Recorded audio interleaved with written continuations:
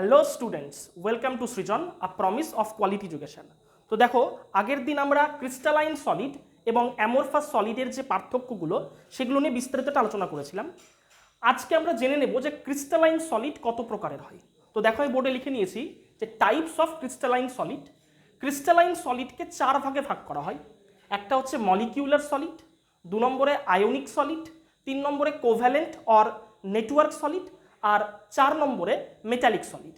এবারে আমি এই 4টে সলিডকে কিছু প্রপার্টির ভিত্তিতে ভাগ করব এবং সেই প্রপার্টিগুলো পরবর্তী অংশে আসতে চলেছে। তোমরা এটা লিখে নাও। তো দেখো, আমি এই যে ক্রিস্টালাইন সলিডের 4টে ভাগ বললাম, তার মধ্যে মলিকিউলার সলিডটাকে ফার্স্টে আলোচনা করছি এবং প্রত্যেকটা সলিডকে আমরা এই প্রপার্টির ভিত্তিগুলোতে ভাগ করব। তো প্রথমে আমরা আলোচনা করছি মলিকিউলার সলিডকে নিয়ে। তো ফার্স্টে জেনে নেব যে মলিকিউলার সলিডের টাইপস কী কী। মলিকিউলার সলিড মূলত 3 প্রকার। তার মধ্যে একটা হচ্ছে নন পোলার মলিকিউলার সলিড, 2 নম্বর হচ্ছে পোলার মলিকিউলার সলিড। আর দেখো, নামের মধ্যেই আছে মলিকিউলার সলিড, তার মানে মলিকিউলার সলিডের গঠনকারী কণা কি হবে? গঠনকারী কণাগুলো হবে মলিকিউলস। নন পোলার মলিকিউলার সলিডের ক্ষেত্রে কনস্টিটিউয়েন্ট পার্টিকেলসগুলো কীরকম হবে? নন পোলার মলিকিউলস। পোলার মলিকিউলার সলিডের ক্ষেত্রে কনস্টিটিউয়েন্ট পার্টিকেলসগুলো কি হবে? পোলার মলিকিউলস। তার মানে কনস্টিটিউয়েন্ট পার্টিকেলস এখানে মূলত মলিকিউলস।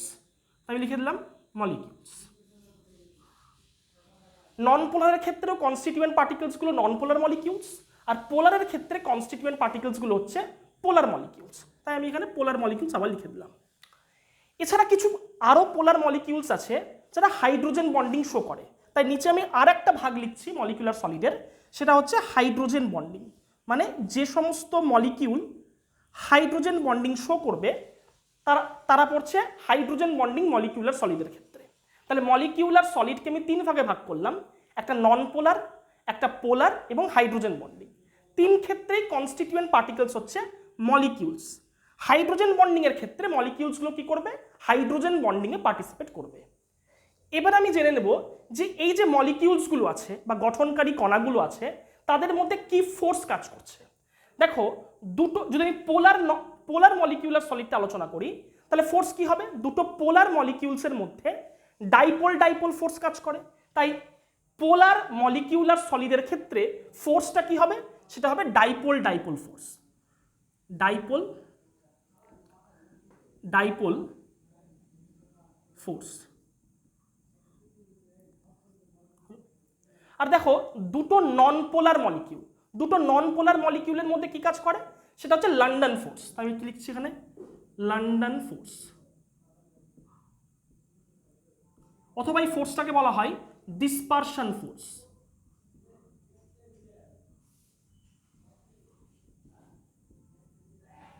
অথবা এর নাম হচ্ছে instantaneous dipole induced dipole force.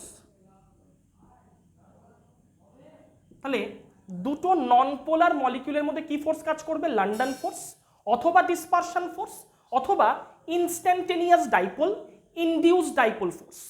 আর দুটো পোলার মলিকিউলসের মধ্যে কি কাজ করবে? Dipole force. আর যে সমস্ত মলিকিউলসগুলো হাইড্রোজেন বন্ডিংয়ে পার্টিসিপেট করে, সেই হাইড্রোজেন বন্ডিংটাও কি একটা স্পেশাল টাইপ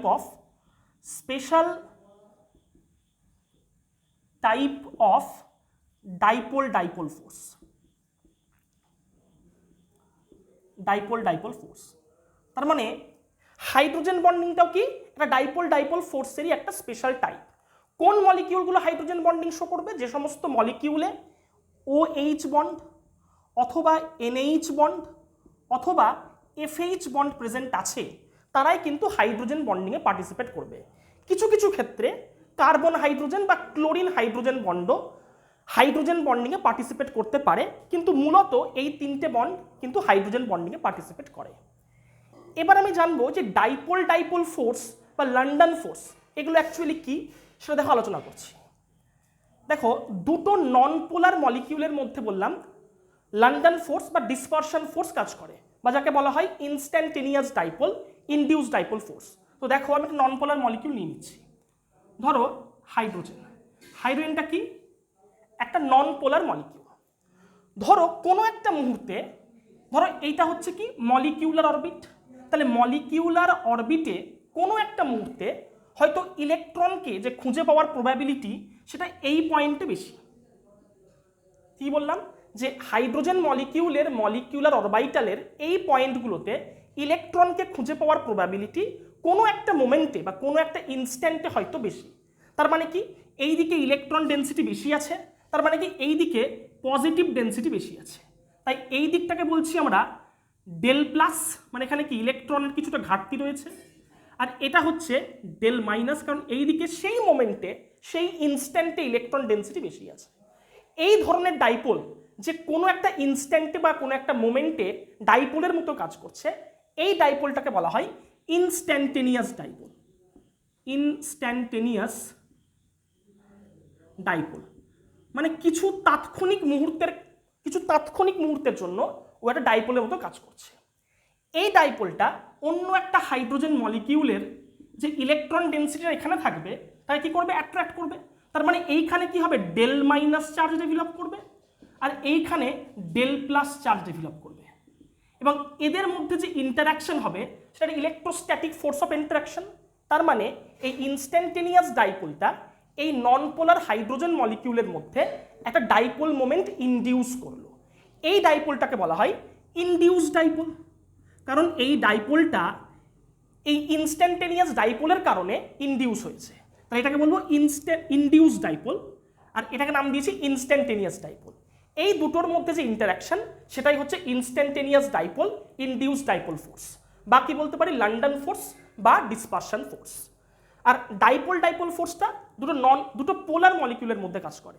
ধরো একটা মলিকিউল হচ্ছে HCl, তাহলে HCl এর যেহেতু ক্লোরিনের ইলেকট্রোনেগেটিভিটি হাইড্রোজেনের থেকে বেশি, ফলে এই দিকে ডেল মাইনাস চার্জ ডেভেলপ করবে আর এইদিকে ডেল প্লাস চার্জ ডেভেলপ করবে। অন্য একটা HCl মলিকিউলের হাইড্রোজেনে কি থাকবে? ডেল প্লাস চার্জ, এখানে কি থাকবে? Del minus charge. এই যে ডেল মাইনাস এবং ডেল প্লাসের মধ্যে যে ইন্টারাকশন এটাকে বলছি ডাইপোল ফোর্স। মানে দুটো ডাইপোলের মধ্যে যে ইন্টারাকশন সেটাকে আমরা নাম দিচ্ছি ডাইপোল ফোর্স। যেহেতু এখানে কি দুটো ডাইপোলের মধ্যে ইন্টারাকশন, আর এখানে একটা ইনস্ট্যান্টেনিয়াস ডাইপোল এবং একটা ইনডিউস ডাইপোলের মধ্যে ইন্টারাকশন, সেই কারণে লন্ডন ফোর্সটা ডাইপোল ফোর্সের থেকে উইক হয়। আর এক্ষেত্রে কি, ধরো আমি জল নিয়েছি, OH2 মানে জল। তো জলে এই অক্সিজেন এবং হাইড্রোজেনের ইলেকট্রোনেগেটিভিটি বেশি থাকার কারণে এখানে চার্জ সেপারেশনটা অনেক বেশি হয়। মানে এখানে তৈরি হবে ডেল মাইনাস, এখানে তৈরি হবে ডেল প্লাস, এখানেও তৈরি হবে ডেল প্লাস। এই যে ডেল মাইনাস বা ডেল প্লাসের অ্যামাউন্টটা সেটা অক্সিজেন হাইড্রোজেন বা নাইট্রোজেন হাইড্রোজেন বা ফ্লুরিন হাইড্রোজেনের ক্ষেত্রে বেশি হয়, কারণ নাইট্রোজেন, অক্সিজেন এবং ফ্লুরিনের ইলেকট্রোনেগেটিভিটি হাইড্রোজেনের থেকে অনেক বেশি। তাহলে এরা কি করবে? অন্য একটা জলের যে নেগেটিভ এন্ড তার সঙ্গে হাইড্রোজেনের যে ইন্টারাকশনটা হবে সেটাই হচ্ছে হাইড্রোজেন বন্ডিং। তাহলে দেখো হাইড্রোজেন বন্ডিং এবং ডাইপোল ফোর্সের মধ্যে কোনো কিন্তু পার্থক্য নেই, দুটোতেই চার্জ সেপারেশন তৈরি হচ্ছে এবং ডেল মাইনাস এবং ডেল প্লাসের মধ্যে যে ইন্টারাকশন তাকেই আমরা কি বলছি? Dipole force. তাহলে হাইড্রোজেন বন্ডিংটাকে আমি কি বলতে পারি? একটা special type of dipole force. কিন্তু যেহেতু এক্ষেত্রে চার্জ সেপারেশনটা অনেক বেশি, কারণ অক্সিজেনের ইলেকট্রোনেগেটিভিটি হাইড্রোজেনের থেকে বেশি, তাই হাইড্রোজেন বন্ডিংটা ডাইপোল ফোর্সের থেকে স্ট্রং ফোর্স। আবার ডাইপোল ফোর্সটা ইনস্ট্যান্টেনিয়াস ডাইপোল ইনডিউস ডাইপোল যে ফোর্স তার থেকে স্ট্রং হয়। তাহলে ফার্স্টটাকে থাকবে সব থেকে উইক ফোর্স লন্ডন ফোর্স, তার থেকে একটু স্ট্রংকে ডাইপোল ফোর্স, তার থেকে একটু স্ট্রং হচ্ছে হাইড্রোজেন বন্ডিং। এবারে আমরা এক্সাম্পলসগুলো দেখে নিই। দেখো এখানে কি বলেছি? নন পোলার মলিকিউলার সলিড। তাহলে এক্সাম্পল কি হবে? কিছু নন পোলার মলিকিউলস, যেমন হাইড্রোজেন হতে পারে, আয়োডিন হতে পারে, ক্লোরিন হতে পারে, CO2 হতে পারে, CCl4 হতে পারে। তাহলে এগুলো হচ্ছে আমার নন পোলার মলিকিউলার সলিড। আচ্ছা, পোলার মলিকিউলার সলিড কাকে বলবো? যেখানে পোলার মলিকিউলস রয়েছে। তারপরে কি HCl হতে পারে, HCl সলিড, বা সালফার ডাইঅক্সাইড সলিড হতে পারে। এইগুলো হচ্ছে আমার পোলার মলিকিউলার সলিড। আর হাইড্রোজেন বন্ডিং আগেই বললাম যে একটু আগে, যেমন ধরুন জল H2O,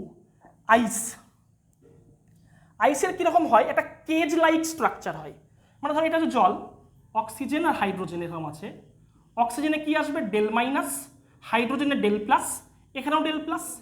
এই হাইড্রোজেনটা কি করবে, অন্য একটা জলের যে নেগেটিভ এন্ড তার সঙ্গে ইন্টারাক্ট করবে, এখানে থাকবে হাইড্রোজেন, এখানে থাকবে হাইড্রোজেন, এখানে ডেল প্লাস, এখানে ডেল প্লাস।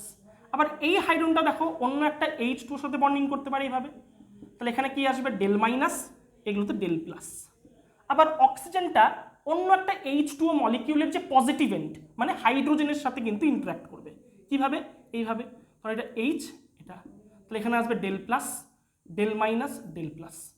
আবার ধরো এইদিকে কোনো একটা হাইড্রোজেন মলিকিউল আছে, তার যে পজিটিভ এন্ড মানে হাইড্রোজেন তার সাথে ধরো এই বন্ডিং করতে পারে এইভাবে, তাহলে এটা হচ্ছে del plus, del minus, del plus. তাহলে এটা হচ্ছে আইসের কীরকম একটা cage like structure, cage like structure মানে খাঁচার মতন একটা স্ট্রাকচার বরফের তৈরি হয় হাইড্রোজেন বন্ডিংয়ের মাধ্যমে। এবারে দেখো আমি ফিজিক্যাল নেচার জেনে নেব, মানে এই তিনটে সলিডের ফিজিক্যাল নেচার কীরকম হবে সেটা বলতে পারবো আমরা। দেখো আগের দিনে আমি বলেছিলাম গঠনকারী কণাগুলোর মধ্যে যদি ইন্টারঅ্যাকশন বা যে অ্যাট্রাকশন ফোর্স সেটা যদি অনেক বেশি হয় তাহলে ওই সলিডটা অনেক দৃঢ় হয়, অনেক শক্ত হয়। যেহেতু নন পোলার মলিকিউলসগুলোর মধ্যে লন্ডন ফোর্স একটা উইক ফোর্স কাজ করে, তাই এর ফিজিক্যাল নেচার কী হবে, এরা কিন্তু হার্ড বা শক্ত হবে না, এটা নরম টাইপের হবে, তাই লিখছি আমি সফট। পোলার মলিকিউলসগুলোর ক্ষেত্রে দেখো ডাইপোল ডাইপোল ফোর্স, এটাও কিন্তু উইক ভ্যান ডার ওয়ালস ফোর্সের মধ্যেই পড়ছে, তাই এক্ষেত্রেও যে ফিজিক্যাল নেচার সেটা হয় সফট। কিন্তু হাইড্রোজেন বন্ডিং একটা স্ট্রং ফোর্স, মানে হাইড্রোজেন বন্ডিংটা আগেই বললাম যে ডাইপোল ডাইপোল ফোর্সের থেকে স্ট্রং, তাই এরা কি হয়, এরা হয় হার্ড। তাহলে লিখেছি ইলেকট্রিক্যাল কন্ডাক্ট্যান্স। দেখো এই যে মলিকিউলার সলিডগুলো আছে সেখানে মলিকিউলসগুলো তার যে ভ্যালেন্স ইলেকট্রন তাকে বন্ডিংয়ে কিন্তু পার্টিসিপেট করে ফেলিয়েছে, ফলে এই সলিডগুলোর মধ্যে কোনো ফ্রি ইলেকট্রন প্রেজেন্ট নেই। এই কারণে মলিকিউলার সলিড যে কোনো টেম্পারেচারে ইনসুলেটরের মতন কাজ করে, মানে এরা তড়িৎ পরিবহন করতে পারে না, এরা হয় ইনসুলেটর। তিনজনে কিন্তু ইনসুলেটর, কারণ এখানে কোনো ফ্রি ইলেকট্রনস কিন্তু প্রেজেন্ট নেই। এবার দেখো মেল্টিং পয়েন্ট, আগের দিনই বলেছিলাম যে যদি কনস্টিটিউয়েন্ট পার্টিকেলসগুলোর মধ্যে ইন্টারাকশন বেশি হয় তাহলে ওই সলিডটাকে গলাতে বেশি থার্মাল এনার্জি প্রোভাইড করতে হবে। যেহেতু লন্ডন ফোর্স একটা উইক ফোর্স, তাই কম থার্মাল এনার্জি প্রোভাইড করলে এরা কিন্তু গলে যাবে, তাই এদের মেল্টিং পয়েন্ট কীরকম হবে, ভেরি লো, ভেরি লো। যেহেতু ডাইপোল ডাইপোল ফোর্সটা লন্ডন ফোর্সের থেকে একটু স্ট্রং ফোর্স, তাই কি বেশি থার্মাল এনার্জি প্রোভাইড করতে হবে পোলার মলিকিউলার সলিডগুলোকে মেল্ট করার জন্য, তাই এদের মেল্টিং পয়েন্ট লিখছি আমি লো। আবার হাইড্রোজেন বন্ডিংটা কি ডাইপোল ডাইপোল ফোর্সের থেকে একটু স্ট্রং ফোর্স, বাট এটাও কি হয় এদেরও মেল্টিং পয়েন্ট মোটামুটি লো এর পর্যায়ে পড়ে। বাট তিনটে যদি তুলনা দেয় তাহলে বলবো যারা হাইড্রোজেন বন্ডিং শো করে তাদের মেল্টিং পয়েন্টটা সব থেকে বেশি, তারপর পোলার মলিকিউলার সলিড, তারপর হচ্ছে নন পোলার মলিকিউলার সলিড। তো এই যে চার্টটা লিখলাম সেটা তোমরা লিখে নিতে পারো। তো দেখো এবার হচ্ছে সেকেন্ড টাইপটা যেটা ছিল আয়োনিক সলিড। তার নাম দেখেই বুঝতে পারছো যে আয়োনিক সলিড তার মানে কনস্টিটিউয়েন্ট পার্টিকেলস কি হবে, আয়ন্স হবে। মানে কি ক্যাটায়ন্স হতে পারে, ক্যাটায়ন্স অ্যান্ড অ্যানায়ন্স। তাহলে আয়ন্সের মধ্যে কি ফোর্স কাজ করে আমরা প্রত্যেকে জানি, সেটা হচ্ছে স্থির তাড়িতিক আকর্ষণ বল, বা যেটাকে বলা হয় ইলেকট্রোস্ট্যাটিক ফোর্স অফ অ্যাট্রাকশন। দেখো আগেরগুলো মানে মলিকিউলার সলিডে যে ফোর্সগুলো ছিল সেটা মূলত কি ছিল, London force, dipole dipole force এবং হাইড্রোজেন বন্ডিং।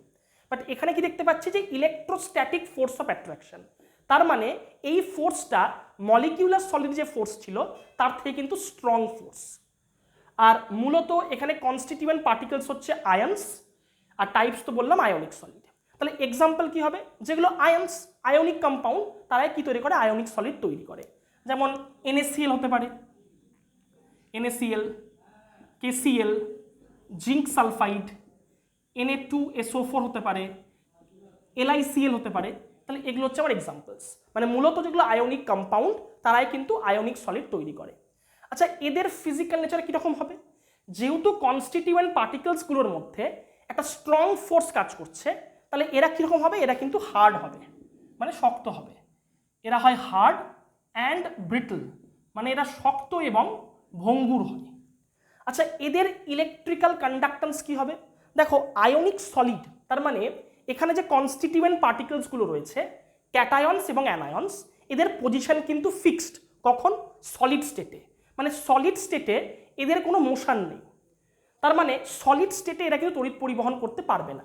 তার মানে সলিড স্টেটে আয়নিক সলিডগুলো ইনসুলেটর। কিন্তু যদি আমি আয়নিক সলিডটাকে গলিয়ে দিই, মানে মেল্ট করে দিই, বা কোনো সলভেন্টে এটাকে ডিজলভ করে ফেলি, তাহলে কিন্তু আয়ন্সগুলোর পজিশন কিন্তু আর ফিক্স থাকবে না, এরা পরস্পর থেকে আলাদা হয়ে যাবে। ফলে মোল্টেন স্টেটে, মানে গলিত অবস্থায় বা উপযুক্ত কোনো দ্রাবকে দ্রবীভূত অবস্থায় এরা তড়িৎ পরিবহন করতে পারবে, তার কারণ তখন আয়ন্সগুলো ফ্রি হয়ে যাচ্ছে। কিন্তু সলিড স্টেটে আয়নগুলোর পজিশন ফিক্স থাকার কারণে এরা সলিড স্টেটে তড়িৎ পরিবহন করতে পারবে না। তাহলে কি লিখবো? যে ইনসুলেটর, এটা কেমন হয়? ইনসুলেটর হয় ইন সলিড স্টেট, মানে সলিড স্টেটে আয়নগুলোর পজিশন ফিক্স থাকার কারণে এরা তড়িৎ পরিবহন করতে পারে না। কিন্তু গলিত অবস্থায় কিংবা এদের যে জলীয় দ্রবণ, সেখানে কিন্তু আয়ন্সগুলো ফ্রি হয়ে যাচ্ছে, ফলে তখন কিন্তু এরা তড়িৎ পরিবহন করতে পারবে। তাহলে insulator in solid state but good conductor in molten state, মানে গলিত অবস্থায় এরা কিন্তু তড়িৎ পরিবহন করতে পারবে in molten state or in aqueous solution, অথবা কি জলীয় দ্রবণে। তাহলে বোঝা গেল যে জলীয় দ্রবণে এরা তড়িৎ পরিবহন করতে পারবে, গলিত অবস্থায় তড়িৎ পরিবহন করতে পারবে, কিন্তু সলিড স্টেটে তড়িৎ পরিবহন করতে পারবে না। এদের মেল্টিং পয়েন্ট কীরকম হবে? দেখো, যেহেতু ফোর্সটা অত্যন্ত স্ট্রং ফোর্স, ফলে মেল্টিং পয়েন্টটাও কী হবে? এদের অনেক অনেক বেশি হবে। তাহলে কি লিখবো? এদের কি আছে? High melting point. তার কারণ কনস্টিটিউয়েন্ট পার্টিকেলসগুলোর মধ্যে স্ট্রং ফোর্স কাজ করছে। তাহলে এইটা তোমরা এবার লিখে নিতে পারো। দেখো, থার্ড টাইপটা ছিল মেটালিক সলিড। তো দেখো, আমি মেটালিক সলিডটা আলোচনা করছি।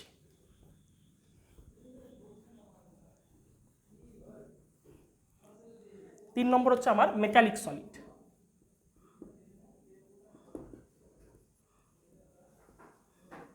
তাহলে মেটালিক সলিডের কনস্টিটিউয়েন্ট পার্টিকেলস কি হবে? আমি লিখছি, দেখো, যে পজিটিভ আয়ন্স, কি লিখলাম? পজিটিভ আয়ন্স, যাকে বলা হয় kernels in the sea of electrons. এটার মানে কি? দেখো, মেটালিক সলিড মানে কি? যে কোনো মেটাল। দেখো, মেটালের মধ্যে যে মেটাল অ্যাটমসগুলো রয়েছে, যদি ধরে নিই আমরা কপার, তো কপার কি করে? কপার প্লাস তৈরি করে এবং ভ্যালেন্স ইলেকট্রনকে ছেড়ে দেয়। এই যে কপার প্লাস, এটাকে বলা হয় কার্নেল। কি বললাম? কার্নেল। তাহলে কার্নেল মানে কি? কার্নেল মানে হচ্ছে নিউক্লিয়াস অ্যান্ড কি লিখবো? Inner core electrons. তাহলে কার্নেলস মানে কি? Nucleus and inner core electrons. তাহলে কপার অ্যাটম কি করলো? কার্নেল তৈরি করলো এবং ভ্যালেন্স ইলেকট্রনটাকে ছেড়ে দিল। এই যে ভ্যালেন্স ইলেকট্রন আছে, এই ভ্যালেন্স ইলেকট্রনগুলো ইলেকট্রনের একটা সমুদ্র তৈরি করে, যেটাকে আমি রিপ্রেজেন্ট করছি এইভাবে, যে ইলেকট্রন, এখানে একটা ইলেকট্রন, এখানে একটা ইলেকট্রন, এখানে একটা ইলেকট্রন, এখানে একটা ইলেকট্রন। তাহলে এরা কি করছে? এই যে ভ্যালেন্স ইলেকট্রনগুলো, এরা ইলেকট্রনের একটা সমুদ্র তৈরি করছে, যে সমুদ্রের মধ্যে এই কার্নেলসগুলো ছড়িয়ে আছে বা গেঁথে আছে। তাহলে কি বলবো? যে ইলেকট্রনের সমুদ্রে যেন এই কার্নেলসগুলো ডিসপার্সড হয়ে আছে। তাহলে মাঝে কি থাকবে? Copper plus. ধরো এটা কপার প্লাস তৈরি করলো, এখানে একটা কপার প্লাস আছে, এখানে একটা কপার প্লাস আছে, এটা কিন্তু এভাবে চলতেই থাকবে। ঠিক আছে? তাহলে ইলেকট্রনের এই সমুদ্রে যেন কার্নেলসগুলো কি আছে? ছড়িয়ে আছে। এটাই হচ্ছে আমার যে মেটালিক সলিড, তার কনস্টিটিউয়েন্ট পার্টিকেলস, মানে কার্নেলস এবং ভ্যালেন্স ইলেকট্রন। এই ভ্যালেন্স ইলেকট্রনগুলো কিন্তু কোনো ক্যাটায়ন বা কোনো পজিটিভ আয়নের অধীনে থাকে না, এরা পুরো ক্রিস্টাল জুড়ে কিন্তু ফ্রিলি মুভ করতে পারে। ঠিক আছে? তাহলে এই ছিল কনস্টিটিউয়েন্ট পার্টিকেলস, যে পজিটিভ আয়ন্স মানে kernels in the sea of electrons. আর এখানে ফোর্সটা কি? এখানে ফোর্সটাকে বলা হয় মেটালিক বন্ড, মানে মেটালিক সলিডে যে ফোর্সটা কাজ করে সেটা হচ্ছে মেটালিক বন্ড, বাংলায় যাকে বলা হয় ধাতব বন্ধন। এক্সাম্পলস কি হবে? যে কোনো মেটাল, যেমন কপার হতে পারে, আয়রন হতে পারে, টিন হতে পারে, সিলভার হতে পারে, এটসেট্রা। তাহলে এদের ফিজিক্যাল নেচার কি হবে? এদের ফিজিক্যাল নেচারও কিন্তু হার্ড হবে, কারণ মেটালিক বন্ডগুলো কিন্তু অনেক স্ট্রং বন্ড হয়, তাহলে এটাও হবে হার্ড। আচ্ছা, এরা কি তড়িৎ পরিবহন করতে পারবে? দেখো, এই যে মেটালিক সলিডে কি ছিল, প্রচুর ফ্রি ইলেকট্রনস রয়েছে, এবং এই ফ্রি ইলেকট্রনসগুলো থ্রু আউট দি ক্রিস্টাল কিন্তু ফ্রিলি মুভ করতে পারে। এই কারণে এরা মোলটেন স্টেট হোক কিংবা সলিড স্টেট, সমস্ত ক্ষেত্রে কিন্তু তড়িৎ পরিবহন করতে পারবে। তাহলে কি লিখবো? এরা কি হয়? গুড কন্ডাক্টর, যে কোনো স্টেটে, in solid state as well as molten state. আচ্ছা, মেল্টিং পয়েন্ট কীরকম হবে? যেহেতু মেটালিক বন্ডগুলো অনেক স্ট্রং বন্ড, ফলে কনস্টিটিউয়েন্ট পার্টিকেলসগুলোকে আলাদা করার জন্য অনেক বেশি থার্মাল এনার্জি প্রোভাইড করতে হবে। তাহলে মেল্টিং পয়েন্টটা কি হবে? অনেক হাই হবে। দেখো, আমি আগে আলোচনা করলাম যে আয়নিক সলিড, এবং এখন আলোচনা করলাম মেটালিক সলিড। আয়নিক সলিড তড়িৎ পরিবহন করতে পারে, কিন্তু কখন?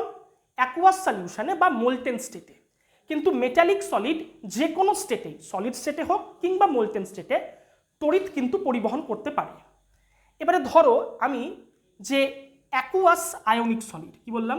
যে অ্যাকুয়াস আয়নিক সলিড, তাহলে এক্ষেত্রে কি হবে? ক্যাটায়ন এবং অ্যানায়নগুলো কিন্তু ফ্রি হয়ে যাবে। তার মানে এখানে তড়িৎ পরিবহন করার কারণটা কি? কি লিখবো? Due to free movement, due to free movement of ions. আর যেটা আমার মেটালিক সলিড,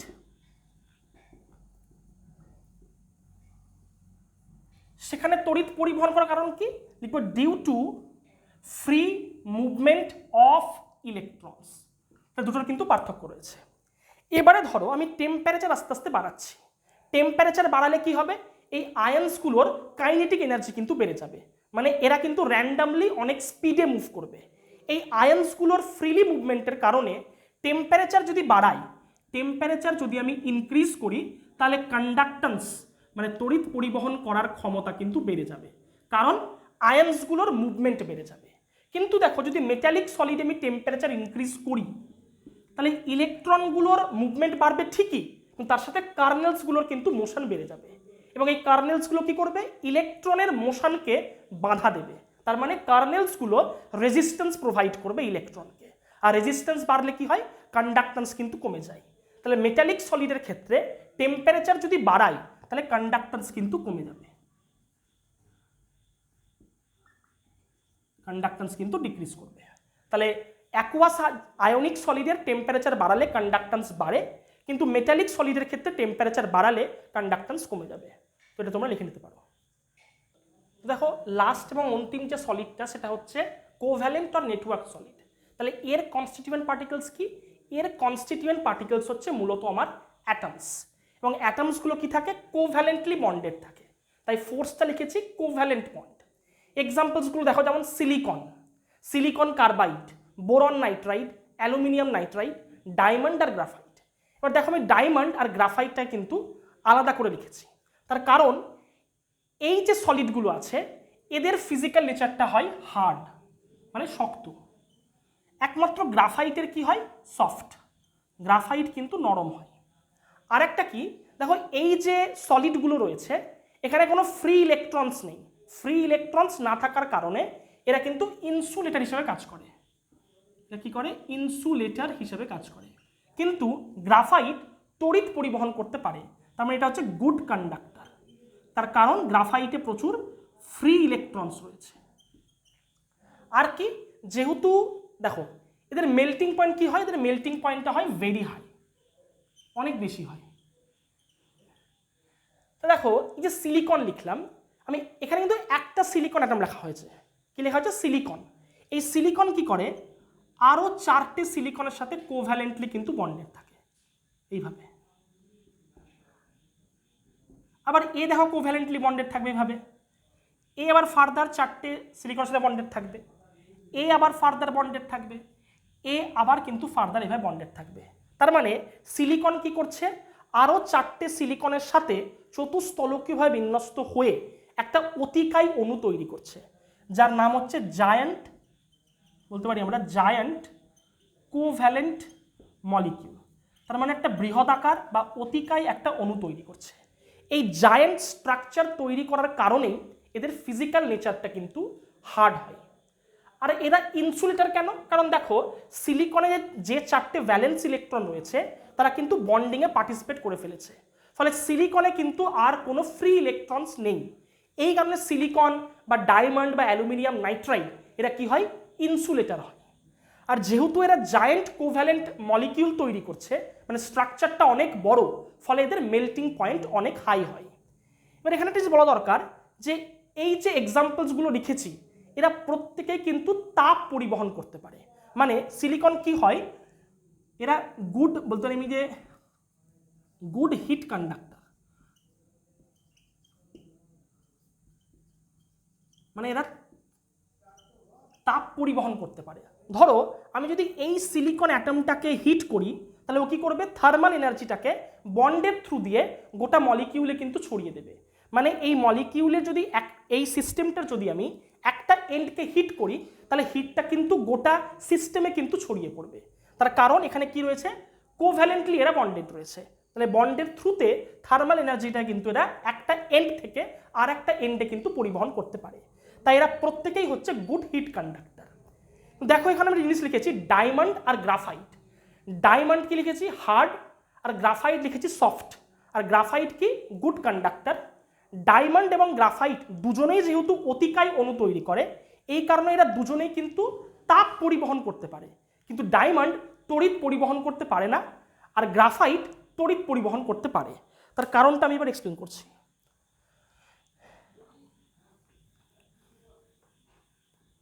দেখো ডায়মন্ডের মধ্যে প্রতিটা কার্বন পরমাণু sp3 হাইব্রিডাইজড হয়।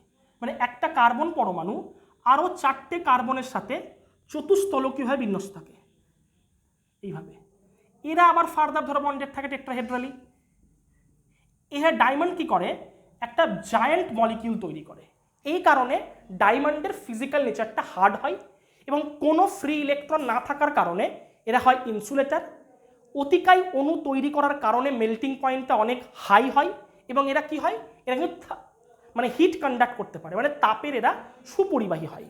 কিন্তু গ্রাফাইটের স্ট্রাকচার কিন্তু এরকম 3D নয়।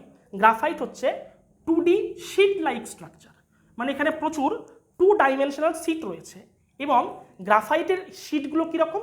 হেক্সাগোনাল, মানে ষড়ভুজাকার।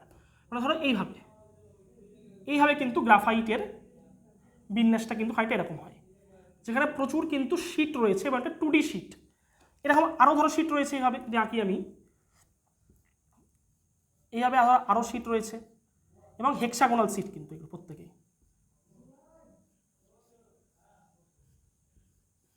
তাহলে এই শিটগুলো হচ্ছে 2D শিট লাইক স্ট্রাকচার। কার হয়? গ্রাফাইটের হয়। এবং এই শিটগুলোর মধ্যে একটা weak van der Waals force কাজ করে।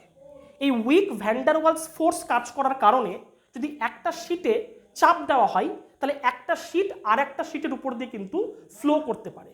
এই কারণে গ্রাফাইট কি হয়? সফট হয় এবং এরা কি হয়? পিচ্ছিল হয়, বা এদেরকে আমরা লুব্রিক্যান্ট হিসেবে কিন্তু ইউজ করতে পারি। মানে পিচ্ছিল কারক পদার্থ হিসেবে কিন্তু গ্রাফাইটকে আমরা ইউজ করতে পারি, কারণ এর শিটসগুলোর মধ্যে দুর্বল ভ্যান ডার ওয়ালস ফোর্স কাজ করছে। ফলে একটা শিটের উপর যদি প্রেশার অ্যাপ্লাই করা হয়, তাহলে শিটগুলো কিন্তু আর একটা শিটের উপর দিয়ে ফ্লো করতে পারে। এই কারণে গ্রাফাইট কি হয়? লুব্রিক্যান্ট হয়। এবং ডায়মন্ডে প্রতিটা কার্বন পরমাণু sp3 হাইব্রিডাইজড, কিন্তু গ্রাফাইটে প্রত্যেকটা কার্বন পরমাণু sp2 হাইব্রিডাইজড। মানে এখানে প্রচুর কি রয়েছে? পাই বন্ডস রয়েছে খানিকটা এইভাবে। দেখো এখানে কিন্তু প্রচুর পাই বন্ডস রয়েছে, সেমভাবে এখানেও রয়েছে। ধরো এরকম প্রচুর পাই বন্ডস রয়েছে।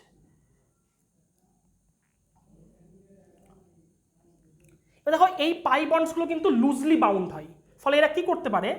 গ্রাফাইটের মধ্যে কিন্তু মুভ করতে পারে এইভাবে।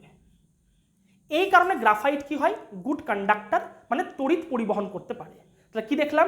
ডায়মন্ড হার্ড হয় কারণ অতিকায় অণু তৈরি করছে। গ্রাফাইট অতিকায় অণু তৈরি করছে কিন্তু লেয়ার্সগুলোর মধ্যে weak van der Waals force থাকার কারণে এরা সফট হয় এবং এদের লুব্রিক্যান্ট হিসেবে ইউজ করা হয়। গ্রাফাইটে প্রচুর ফ্রি পাই ইলেকট্রনস রয়েছে, এই কারণে গ্রাফাইট গুড কন্ডাক্টর। তো ডায়মন্ডে কোনো ফ্রি ইলেকট্রনস নেই, তারা হচ্ছে ইনসুলেটর। এবং যেহেতু এরা প্রত্যেকেই জায়ান্ট কোভ্যালেন্ট স্ট্রাকচার তৈরি করছে, তাই এদের মেল্টিং পয়েন্ট অনেক হাই হয়। তো আজকের ভিডিও এই পর্যন্তই, তোমরা এটা লিখে নিতে পারো। এর পরের দিন আমরা ইউনিট সেল, ল্যাটিস এগুলো সম্বন্ধে আলোচনা করব। Thank you.